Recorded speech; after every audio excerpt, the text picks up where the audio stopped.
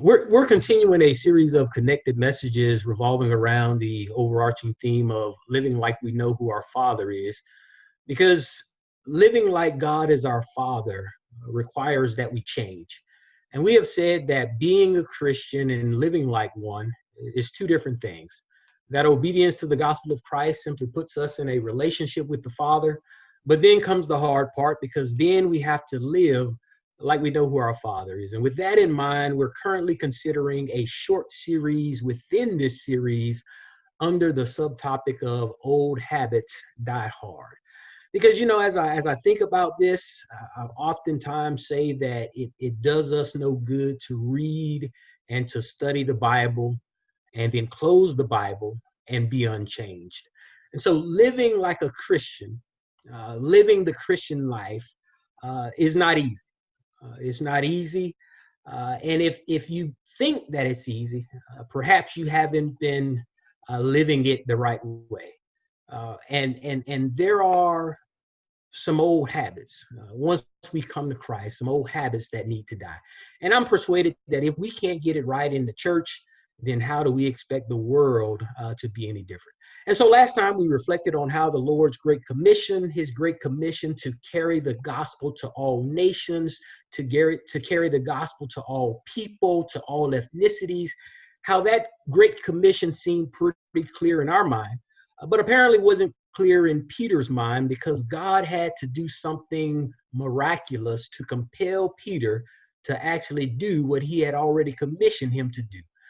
Peter, and as we will see in the book of Acts, Peter and some of his fellow Jews, they had some hang-ups that they needed to hang up.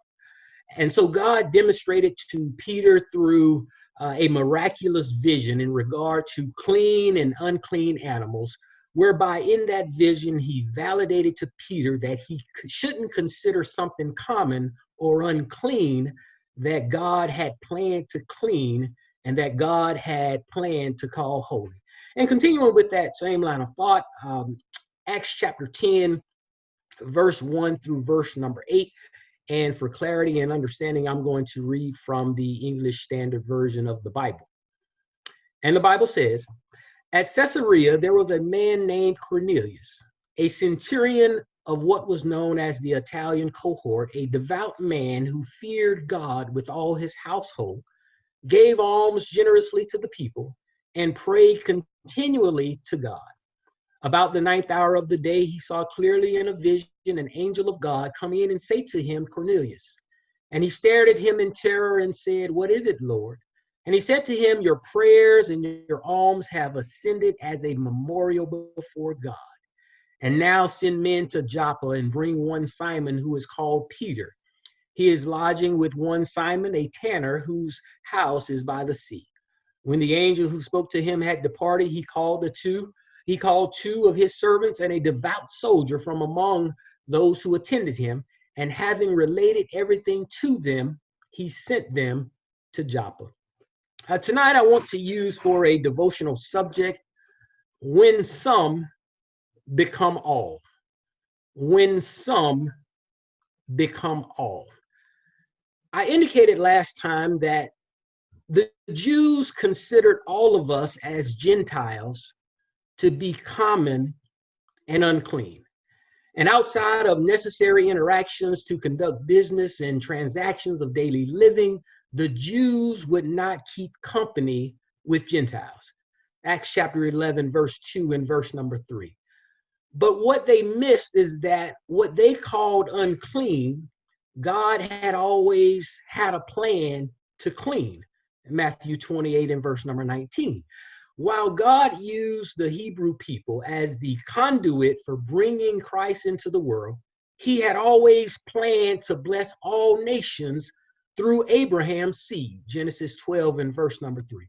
And so what they called common, God intended to make and to call holy. And although the vision included animals, Peter acknowledges in Acts chapter 10, verse number 28, that through the vision that God had shown him that he shouldn't call any person common or unclean, because every man of every nation has the opportunity from God to be called holy.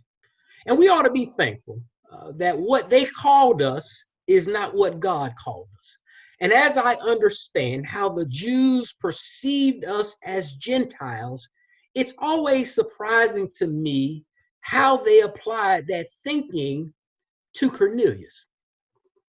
See, Cornelius, though, he was a righteous man. However, the Gentiles may have been living, and Paul tells us in Romans chapter 1 that the Gentiles were living, they were living a certain way. But no matter how the Gentiles were living, Cornelius was not living that same way. The Bible says in Acts chapter 10 and verse number 2 that he was a devout man who feared God with all his household. He gave alms generously to the people and prayed continually to God. But no matter how righteous Cornelius might have been, he was still lumped in with the rest of the Gentiles and considered unclean. And what it reminds me of is how, in our minds, how some can become all. How the behavior or the actions of some in a group can be applied to the entire group as a whole. Although God tells us in Ezekiel chapter 18 and verse number 20 that the soul who sins shall die. The son shall not suffer for the iniquity of the father, nor the father suffer for the iniquity of the son. The righteousness of the righteous shall be upon himself, and the wickedness of the wicked shall be upon himself. In a verse that we often quote to disprove the false Calvinistic doctrine of inherited sin, even today we may be guilty of violating the spirit of this truth when in our minds the sum become all. The sum become all when we take the behaviors or the actions of some in a group and we apply it to the entire group as a whole. It's when in our minds some bad police officers mean all bad police officers. It's when some racists mean all racists. It's when some criminals mean all criminals. And I believe that since God judges a person by his or her individual actions, he says the righteousness of the righteous shall be upon himself, and the wickedness of the wicked shall be upon himself. And since God judges a person by his or her individual actions, then we as the people of God, then I believe that we should do the same. You know, I don't think it was fair to Cornelius for Peter to view him the way he did, as he didn't even know what kind of man Cornelius was. You remember they had to say to Peter a number of times that Cornelius was a righteous man. But I believe that although we know that, we still do it ourselves.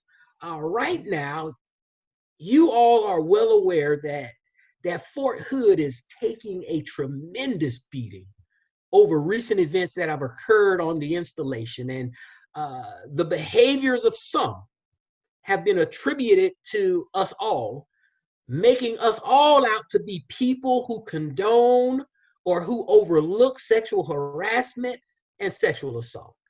As a soldier on Fort Hood, I take that personal. And I don't believe that that's fair to me or it's fair to the countless other soldiers on Fort Hood, because the majority of us are not that way. But what I have found is that in general, people are the same everywhere you go. And sometimes the reason we might see a group of people only a certain kind of way is because we haven't had enough experience interacting with that entire group of people. And let me give you a personal example. I grew up in the South, in the projects, or what you would call low-income housing. My dad went to prison when I was 7 and didn't get released until I was graduating high school. And prior to that, he was abusive to my mom. And so we didn't mind that he wasn't in the house because he wasn't contributing when he was there anyway. But as a result, though, I grew up in a single parent, single income household. And if not for the grace of God, I would have probably been dead or in prison myself. It wasn't until I made it to college that I realized that all Black people weren't struggling and doing something halfway illegal to make ends meet. When I made it to college, I was amazed to find out that some Black people had money to where they were paying for their kids to go to college. It blew my mind. And I say that not to give you my sad story, but I say that to say that even within my own race, I hadn't had enough experience with Black people to be able to see us properly. And I've been blessed. In addition, I've been blessed to live in other countries. I've been blessed to travel all over the world. And in every country in the world, there are always the haves and the have-nots. And each group behaves a certain kind of way. And if you and if we've only interacted with the haves, you may think that they all behave like the haves. But if you've only interacted with the have-nots, then you may think the group that they all behave like the have-nots. And in either case, we would have a faulty picture of that group of people. And so I believe, as you all will no doubt attest to as well, I believe that God is right, that God got it right, that individuals should be judged as individuals, as the righteousness of the righteous should be upon himself, and the wickedness of the wicked should be upon himself. I don't think it was fair to Cornelius for Peter to view him the way he did, not knowing what kind of man Cornelius really was. But again, we probably make that same mistake as well when we take the behaviors or the actions of some in a group and we apply it to the entire group as a whole. That's not what God does to us, and that's not what we should do to other people. Being a Christian and living like one is two different things. Obedience to the gospel of Christ simply puts us in a relationship with the Father. I've said before that that's the commitment. But then comes the hard part, because then we have to live like we know who our Father is. And that's the change. Old habits die hard, but die they must. And listen, I've said that if we can't get it right in the Lord's church, then how do we expect for the world to do any better? And if you're here tonight and you're not a child of God, if you're visiting with us, please contact us so we can help you find that obedience to the gospel, that you may make yourself right with the Lord before it's everlasting too late. If you're on tonight on the live stream and you have need of prayer, we see that a prayer has been posted to the chat. We'd ask you to make that known as well as Brother Fitzgerald leads us in our invitation song.